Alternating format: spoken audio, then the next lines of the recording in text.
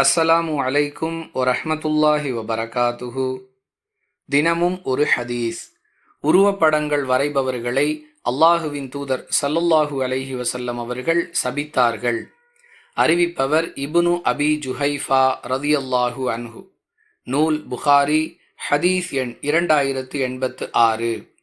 அன்பிற்குரிய அல்லாஹுவின் நல்லடியார்களே, இன்னும் பல ஹதீஸுகளில் யார் உருவப்படங்களை வரைகிறார்களோ அவர்களை நோக்கி அந்த உருவங்களுக்கு உயிர் கொடுங்கள் என்று மறுமை நாளில் கட்டளையிடப்படும் என்ற எச்சரிக்கையும் வந்துள்ளது.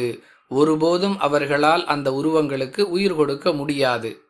யார் அல்லாஹுவை அஞ்சுகிறாரோ அவர் உருவப்படங்கள் வரைவதை விட்டும் தன்னை தற்காத்து கொள்ளட்டும்.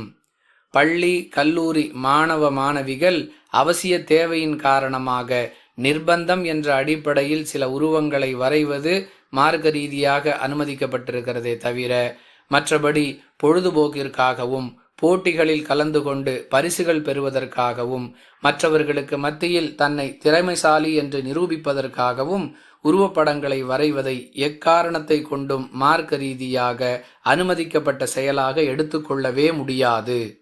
புரிந்து நடந்து கொள்வோம். வாஹிரு தஅவானா அனில் ஹம்துலில்லாஹி ரப்பில் ஆலமீன்.